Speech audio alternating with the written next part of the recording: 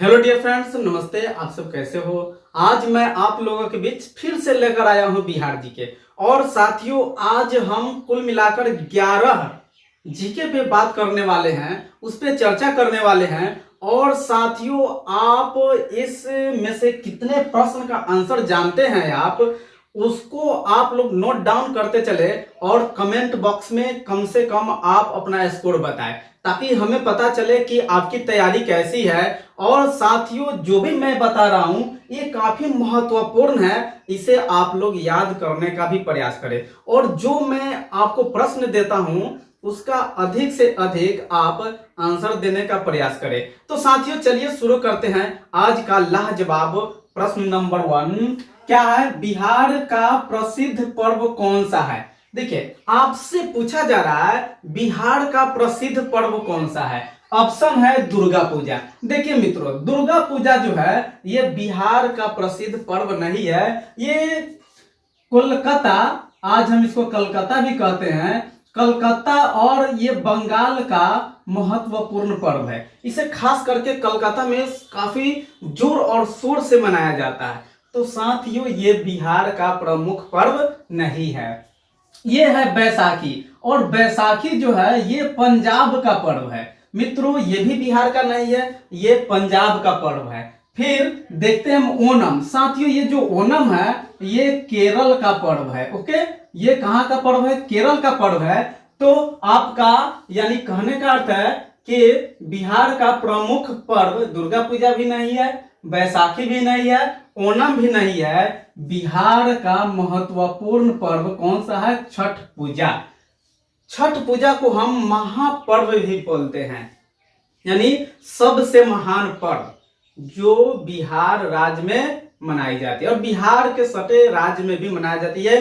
खास करके बिहार और यूपी के लिए जाने जाते हैं, लेकिन यूपी से भी ज्यादा ये बिहार में मनाए जाते हैं और बिहार का ये प्रमुख पर्व भी है। बिहार में छठ इतना महत्वपूर्ण क्यों है, क्यों प्रसिद्ध है? इसके पीछे एक अवधारणा है कि जब राम रावण का वध करके जब वे अपने गांव लौटे, अपने घर लौटे, तो वो अपनी सीता को पवित्र बनाने के लिए एक यज्ञ का संचालन किया और उस यज्ञ में सूर्य की प्रार्थना पूजा की गई।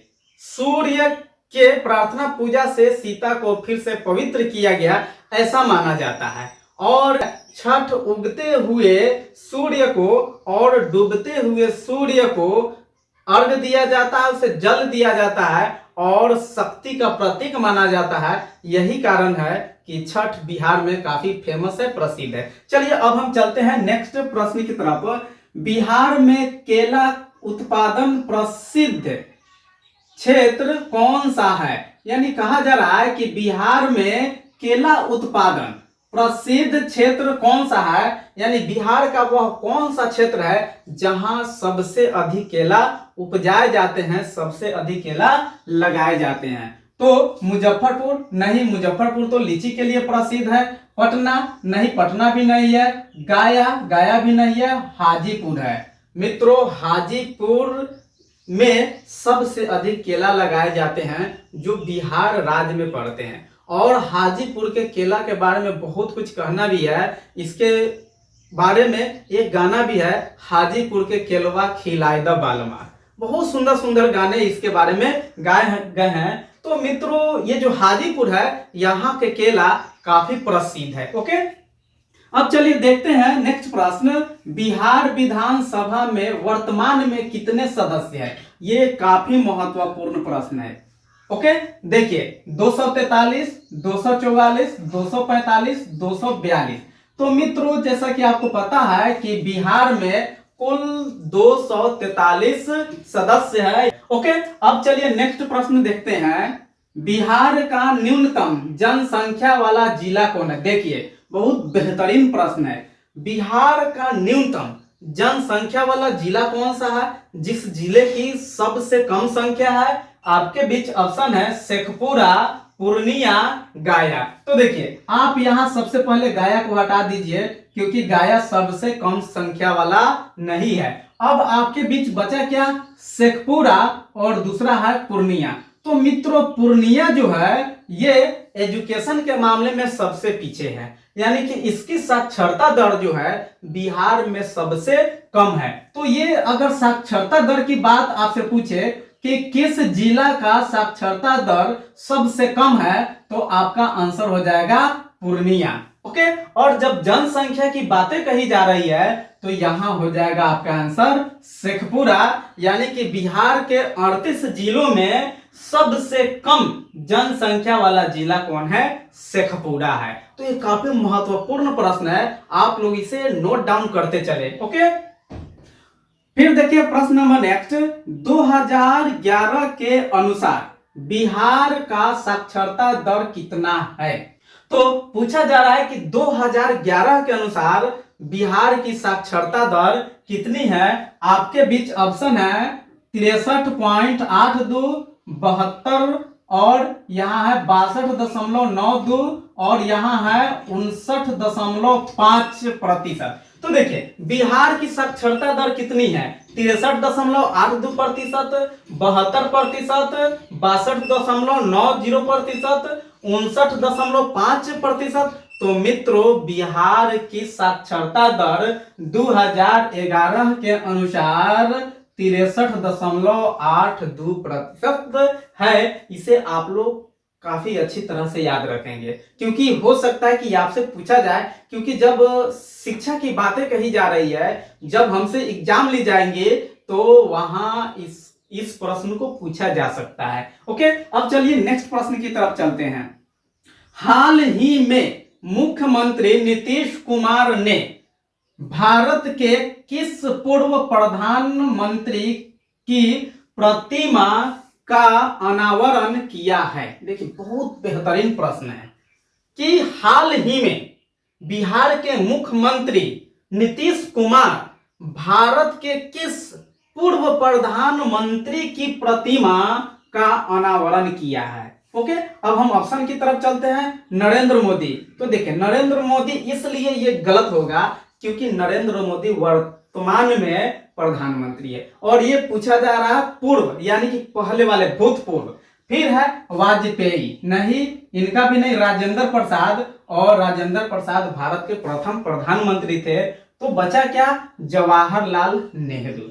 मित्रों नीतीश कुमार ने जवाहरलाल नेहरू की प्रतिमा का अनावरण किया है, ये आप याद रखेंगे। ओके, अब चलिए हम चलते हैं नेक्स्ट प्रश्न की तरफ। बिहार के कितने गांवों में हैंड पंप यानी कि चापाकल कहा जा रहा है कि बिहार के कितने गांवों में हैंड पंप यानी चापाकल लगाने की घोषणा की गई है? ओके, आपको इस प्रश्न का आंसर याद होना चाहिए। 20,000, 10,000, 1,00,000। तो मित्रों बिहार में कितने हैंड पंप लगाने की बातें कही गई है या घोषणा की गई है? तो 20,000 नहीं, बिल्कुल नहीं। 1,00,000 बिल्कुल नहीं। आपका आंसर हो जाएगा 10,000, यानी बिहार में कुल 10,000 हैंड पंप लगाने की घोषणा की गई है। अब चलिए नेक्स्ट प्रश्न की तरफ। बिहार का राजकीय पक्षी कौन है? बहुत बेहतरीन प्रश्न है। बिहार का राजकीय पक्षी कौन सा है?